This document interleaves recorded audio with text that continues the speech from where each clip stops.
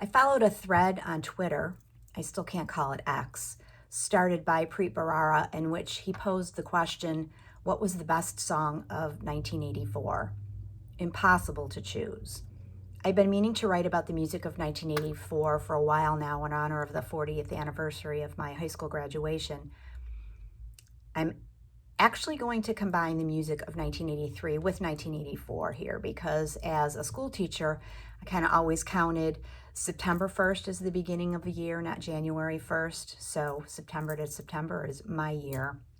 And also because a lot of the hits from 1984 were actually from albums in 1983.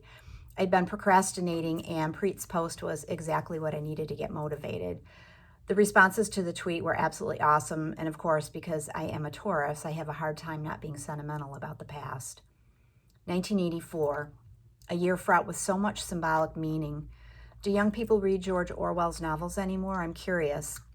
My classmates and I did, of course, because we were smart and sassy and wanted to impress each other with our book knowledge, and because it was such a monumental predictor of the future, with things that maybe didn't materialize in that exact year, but the foundations for what eventually became Big Brother were certainly laid in the 80s. But let's focus on the music. As I wrote previously, the 80s were the heyday of a vast variety of music that was easily and readily accessible. I wrote before about going record shopping and the sheer pleasure of going to a music store to look at, to feel, and to listen to the records before you bought them, where you could peruse different genres of music and maybe find something you didn't know about before you bought it. There's something to be said for the serendipity of finding a random treasure, discovering something different from the usual. Maybe it's because I'm old, but I think it's more difficult today to find out about different music and different styles of music and new artists. Radio is dead. And despite there being hundreds of stations on Sirius XM, there's a kind of homogeneity to a lot of them. Yes, no. Where does one go to find and listen to really good music? I'm curious. Help me find some. Let's list some of the music we were listening to in 1983 and 84. So Prince's Purple Rain, huge. Of course, my loves, The Cars' Heartbeat City came out in 1984. U2 with The Unforgettable Fire. Madonna, Like a Virgin. REM, Reckoning. Wham, Make It Big. Billy Idol was huge. Bruce Springsteen, Born in the USA, of course. Talking Heads' iconic album Stop Making Sense was released in 1984. Mirror Moves by the Psychedelic Furs. I saw them in Pittsburgh when they toured for that album. I saw them at the Syria Mosque. That was my first year of college. I attended Chatham College. That was a great concert. The Police, Synchronicity, like the soundtrack to my senior year of high school, came out in 1983, and it spawned so many songs that carried over into 1984. My friends and I saw them at the Buffalo Memorial Auditorium in February that year. At the time, we felt so adult. We didn't think we were kids anymore because many of us attended classes at SUNY Fredonia while we were also in high school. We took classes at both. We had one foot in the college realm and one foot still in high school. The song King of Pain in particular reminds me of really crisp autumn nights in 1983, tree branches nearly bare, partying at the home of a friend whose parents moved away and left him to live alone in this gorgeous Georgian brick 3-story beautiful home with a widow's walk on the top. He did not live alone for long, as several classmates essentially moved in. This was our very own Animal House. We were kind of spoiled. You can name and or sing at least one song that came out in 1984 from each of these following groups or performers. Corey Hart, right? Sunglasses at Night. The Smiths, Metallica, The Replacements, The Cure, Van Halen, Rush, Tina Turner, huge 1984. Talk Talk, Alphaville, Bryan Adams, Frankie Goes to Hollywood, Bronski Beat, Cyndi Lauper, Style Council, Los Lobos. Grandmaster Melly Mel released White Lines in October 83, but it's so popular in 84. Willie Nelson had a few hits in 1984, one with Julio Iglesias. And of course, we have to talk about Michael Jackson, and Thriller came out in 83, but was so huge all through 1984. I'm literally getting chills just reminiscing about the musical bounty from that particular year. I feel both happy that there was so much music and all the good memories it elicits, and kind of sad that it sort of isn't like that anymore. Sometimes I just want to turn on the radio and hear something awesome and play it loud while I'm driving in my car.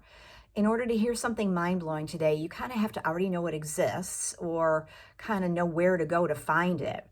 I just want to be surprised. I want to be elated. I want to be thrilled without having to work so hard for it.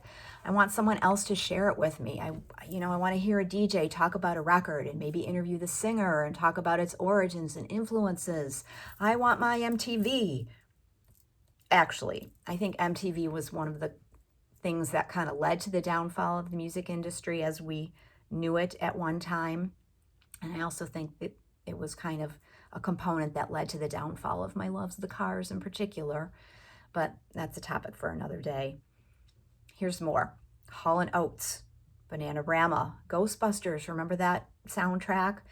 Honeymoon Suite, Huey Lewis and the News, Rick Springfield, Wang Chung. You're humming their songs in your head right now, aren't you? You can't help it.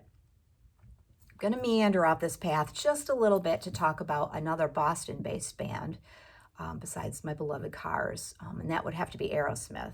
So a couple months ago, about 2 months ago, 6 weeks ago or so, the news that they canceled their farewell tour kind of hit due to Steven Tyler's vocal damage.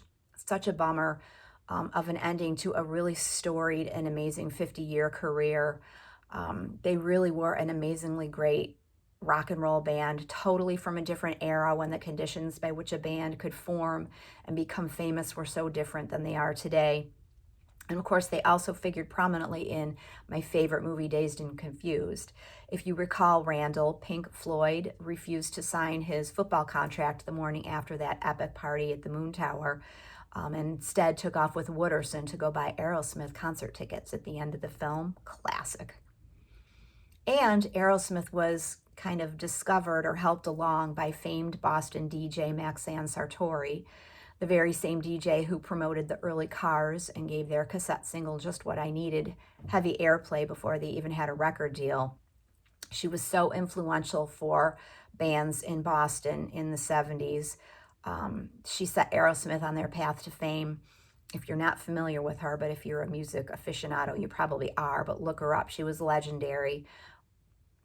She also lived with and helped write songs with Billy Squier, and she had a super amazing and famous interview on the radio with Bruce Springsteen as he was on his rise to fame. And going back to Aerosmith, I had a musical love affair with pre-Run DMC, and then with Run DMC song Walk This Way. Oh my God, did the song Sweet Emotions stir up all my emotions? I remember a teen dance at the Grange one night during the annual Farm Festival in the summer of 1980, and my crush du jour was there, and everyone was dancing to that song. It was glorious and thrilling and titillating all at the same time. Kind of funny because you wouldn't think an event at a Grange Hall could be all those things, right? Maybe I should have written about this in my 1980s post, but sometimes the memories of the 80s all kind of blur together, so much fun and so much to remember. Anyway, Aerosmith was such a freaking big deal and so damn sexy and dangerous and amazing. I saw them exactly once in 1990 in Erie, Pennsylvania with my best friend at the time. She generously bought my ticket. It was a winter night. I think it was January. Thank goodness the weather wasn't too bad. We had a blast. Skid Row opened for them. I was so hoping to go see them on this farewell tour as their last show was scheduled to be in Buffalo. But alas, it's not going to happen. Word to the wise. If there is any show, band, singer, performer, group that you are dying to go see, don't wait. Go. Do it. Because you never know when you're going to lose the chance forever.